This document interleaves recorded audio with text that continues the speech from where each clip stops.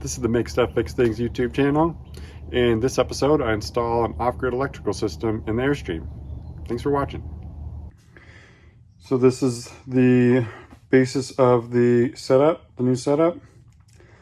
This is all ordered from a company called Bay Marine Supply down in San Diego. They're awesome people.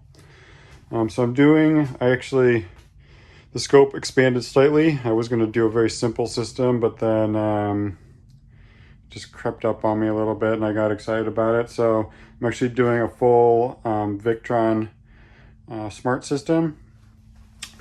So right now I'm just starting off with one just because they're pretty spendy, but I have a 330 amp hour lithium battery. I have the 3000 watt multi-plus 2 inverter, solar charger, some of the controls, and then distribution panels and various switches. And for the solar right now, I know I'm going to need a lot more in the future for this to actually be a somewhat self-sufficient rig. But right now I started off with 2 of the Rich Solar 100 watt panels. So these are, some long skinny ones. My goal is to put those towards the front of the Airstream on either side and then just kind of see how they fit and then add additional panels toward the rear. But the goal for this week is to get this stuff all unboxed and generally laid out in this area. So my goal is actually to put the distribution panels and switches kind of recessed in this little area right behind the hot water heater. I'm visualizing the battery back over here up against the wall and then actually hanging the inverter along the aluminum frame right in here. And then just kind of doing whatever additional wiring and components down on the floor down there. So it's going to be pretty tight, but it's not actually that much equipment here. So hopefully we can squeeze it in there. I definitely have more real estate forward for mounting like the solar controller and servo and some different things. So I think it's achievable. So I think the first thing I'm going to do is get this unboxed and try to figure out how I'm going to mount it up against that wall and see how much space it's going to take, and then I can start positioning the battery and roughly laying out some of the other components. I also do need to get these opened up. I'm not sure that they come with mounting feet or what hardware they come with, so I want to open those up so I can, if I do need to order anything, and get that on order so I can try to get those things on the roof this week as well.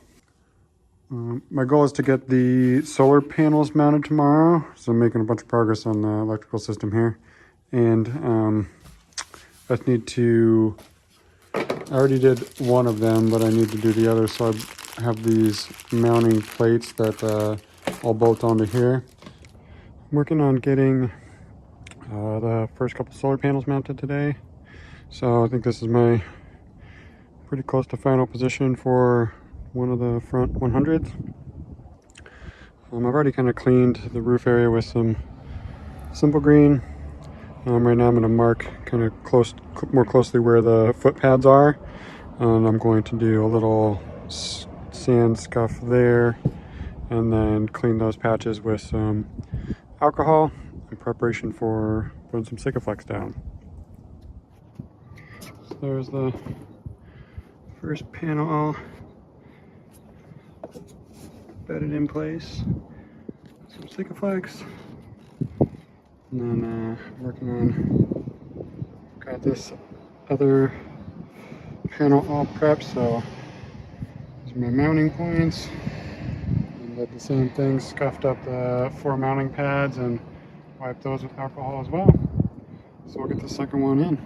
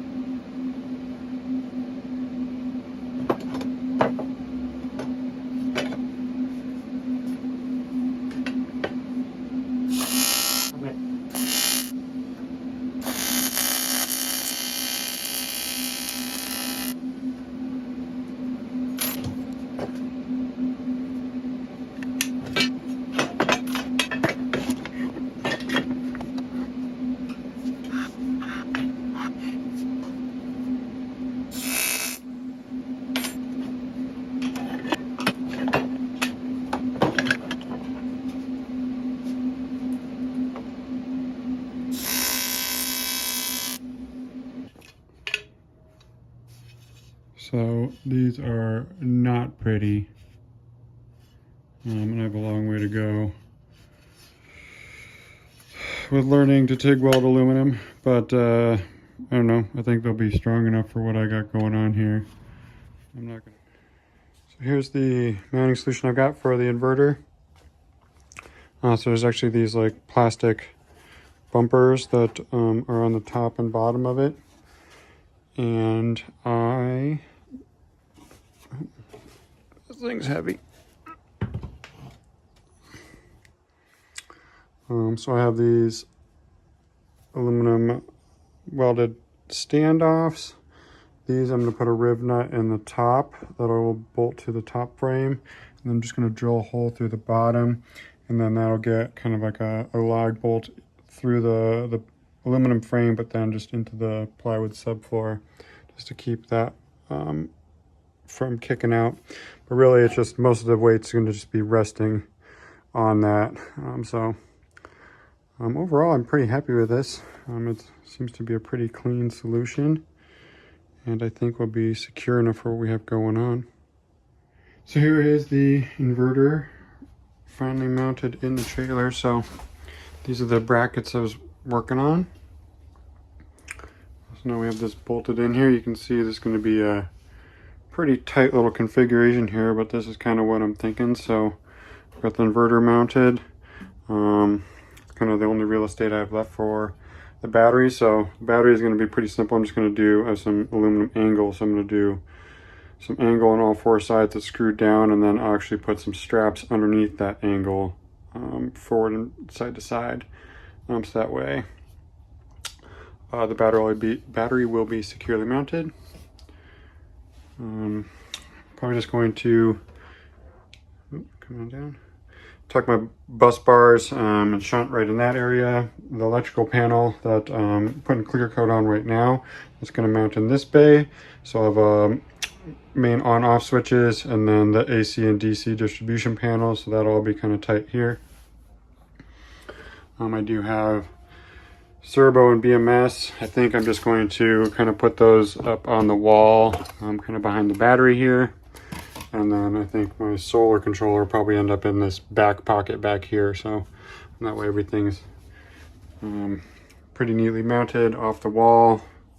The nice thing about this configuration is my cable runs are going to be real nice and short. So keep everything nice and tight and tidy here. But yeah, next step, I've started cutting those aluminum angles. So I just need to clean them up, drill some holes in them for mounting, and then get them screwed in place. Once I have that, I'm gonna kind of get these screwed down, and then I can start doing some of the initial wiring of the inverter and some components here. I'm sure I have enough. Probably wasted a little bit of money on it, but so I'm using 4.0 as the 4/0 cable between the battery and the bus bars, and then for the inverter as well. So all that high amperage stuff I'm using the 4.0, and then for the DC panel and some of the other smaller stuff, I'm probably gonna just reuse some of the, I think it's 4 or 6 that the factory kind of cables are. So I'll probably just use those, and kind of, there's this loom that goes all the way underneath the trailer here that I'm not going to be needing, so I cut that up a little bit and use some of that. Yeah, I'm excited to get the electrical system together here, and get the solar panels on the roof, because right now I'm using this 12-volt battery that's actually from the boat, and then I'm kind of topping it up every few days with a little just trickle charger. That way I have lights and stuff in here, but as soon as I get this all wired up, I can plug the trailer back in, start using AC outlets versus running extension cord out here, and then really excited to see how the solar works. I guess I should also say this is not the ideal mounting solution for an inverter like this. They're technically not supposed to be mounted this way, because the way that the cooling goes, it should be kind of like mounted vertically, so that way the heat can rise out of the casing. And then also I'm not really leaving appropriate clearances around this for servicing. So luckily it's me and it's my trailer. So I'm only mad at myself, but if I saw somebody else do this, I'd probably be a little bit frustrated because it's gonna be a little bit challenging to make connections and everything with how tight this all is. Here's where I'm at with the electrical system. So made a ton of progress yesterday. Got the battery very securely mounted. So I got some 1.5 inch angle on all 4 sides. With some foam tape, and then a strap in both directions underneath that angle just to keep it from flying out. Feeling pretty good about that. I also mounted the servo and the BMS kind of on this back wall here. Got the solar charge controller mounted, and then started making some cabling. So I've mounted the shunt and kind of my negative bus bar kind of really central here. I got my first battery cable, got the negative cable made down to the shunt. My first kind of like lower electrical cover panel. So it's going to go right behind the water heater, and it's going to be where I mount some of the the fuse panels. So I have an AC and a DC fuse panel, and then I'm also going to have 2 switches. So I'm going to have one as the battery disconnect, and then one as a separate one for the DC system, the sub panel there. And then I'll have the AC panel, and this will be where my power comes in, and then has the individual breakers for all the other circuits. Other way, I'm gonna lay this out. I've got this little piece of 1/4 inch scrap, so I'm actually gonna lay this out, make these cuts, and then just make sure everything fits nice, and then I'll cut it out of some 1/2 inch for the real box. But this will be the cover panel, so first thing I need to do is cut out the middle of it, and then build a recessed box, probably about 1.5 inches or so. So that way the switches and everything are behind the surface, and then cut out the back plate for everything to mount in. So that sounded way more complicated than it is. I'll film it so you can watch it.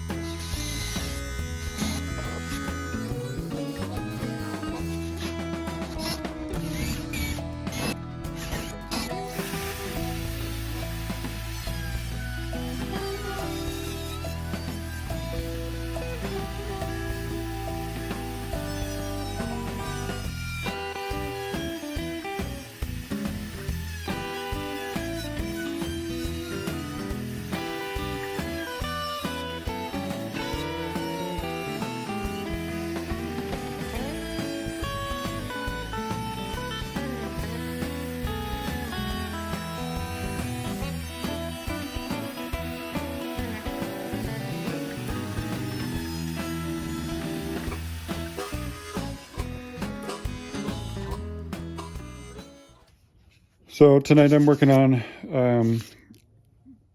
putting together the AC and DC distribution panels. So this is the AC panel. I'm going to be running everything 120 volts. One thing we need to do is add 3 more circuit breakers. The the Airstream initially had 6 AC circuits, so we're going to mimic that.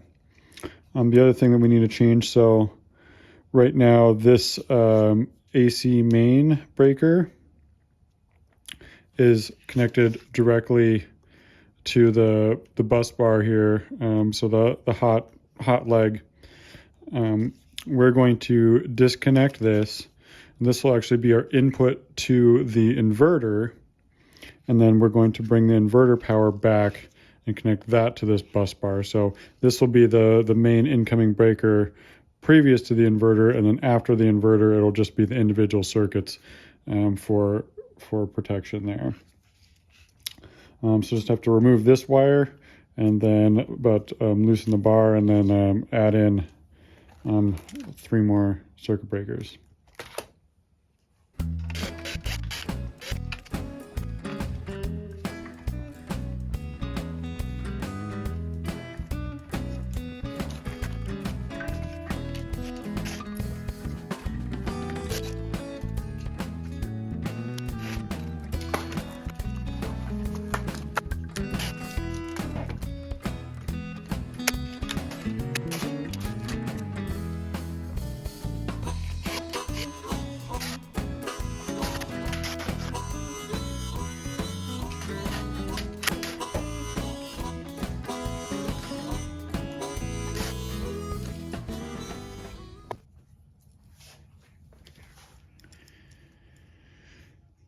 I'm also going to be cutting off the last section of this bus bar. The way that the inverter is set up, there are 2 different outputs. So one of those is powered, I guess, by the inverter. So it's when it's pulling from the battery system and creating AC current. The second output only works when the trailer would be plugged in, so it only works as a pass-through. So for this bottom breaker, I'm going to use that for the air conditioner, because it does have the trailer has a 120 volt air conditioner. So that way all the other wall circuits and everything, the refrigerator and everything else will be able to be run off the battery, but then the bottom circuit for the air conditioner will only work when the trailer is plugged in.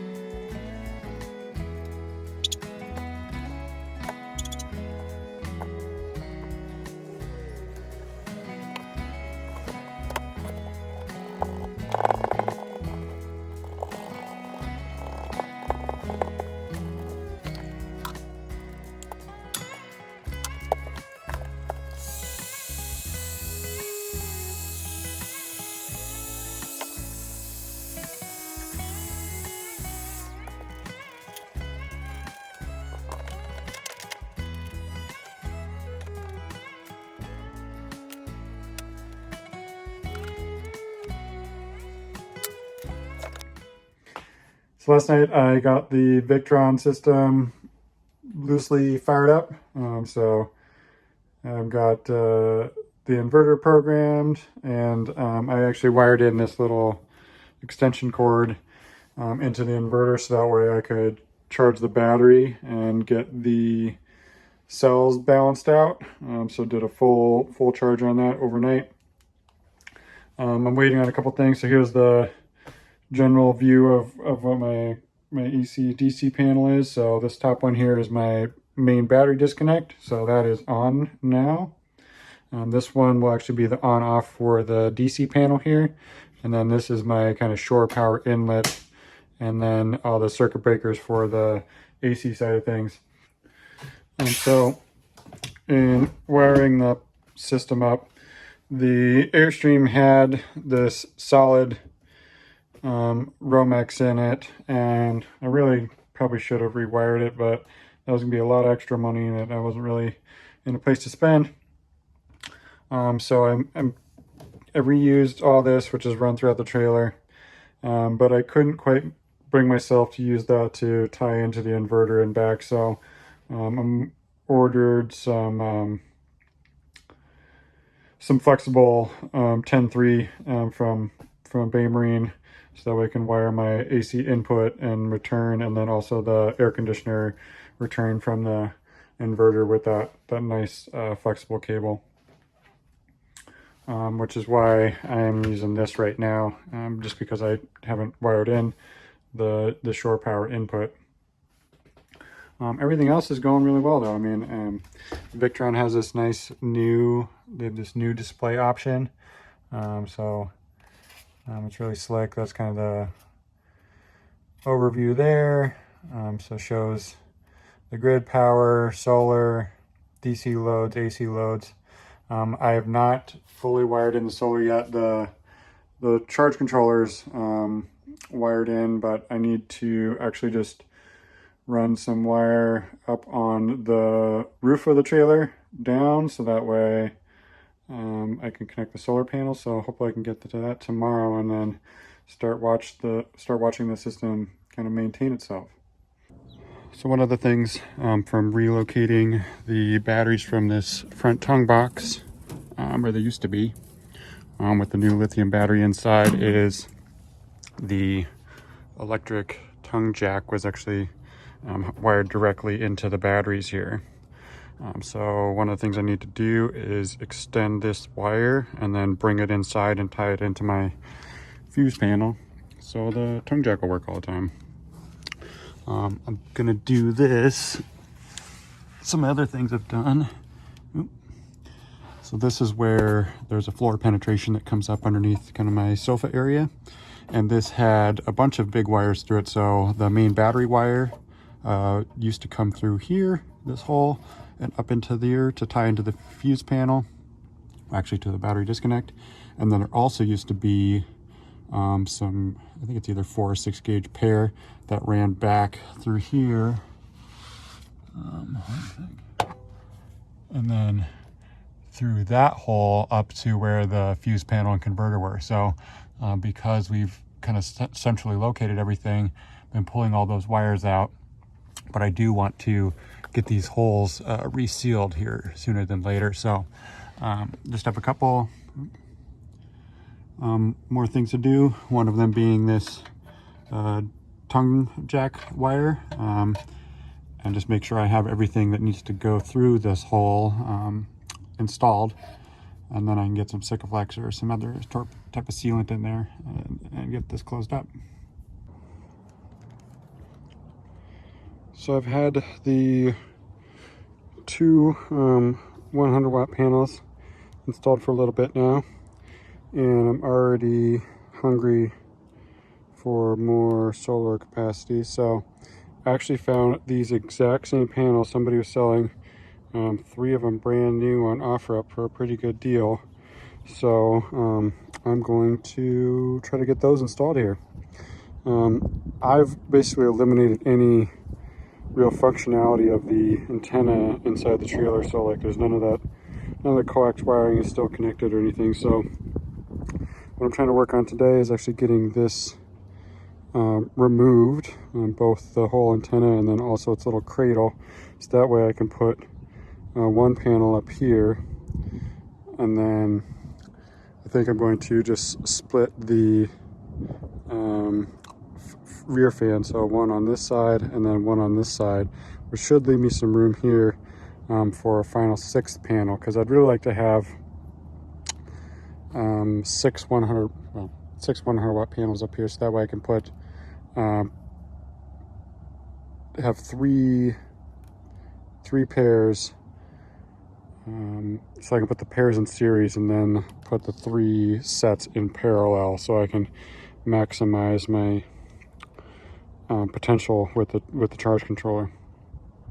So yeah, hopefully I can get this thing. I'm not sure what it's bedded down with. It's being pretty stubborn, but I got it all disassembled, the crank handle disassembled inside, so just basically prying up the Sikaflex or whatever was used to bond that thing to the roof. There it is, removed. So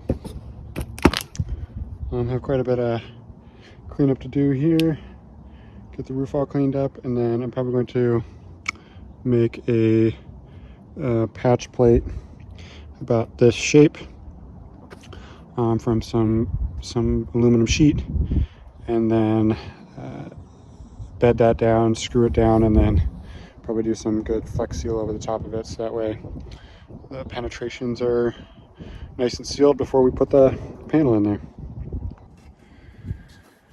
So here I have the area. I used a wire wheel and a grinder to get all the adhesive off of there, so I'm going to wipe it down with some acetone. Here is my aluminum patch panel. I kind of scuffed that up as well, so I'm going to wipe this down, and then I'm going to bed this with Sikaflex, so go around the outside here, and then I also plan to put a handful of screws in just to hold it in place and make sure that Sikaflex get a little squeeze out of it all the way around. Then after that, I'll probably spray paint this area with some white spray paint just to clean this all up and get it good to go.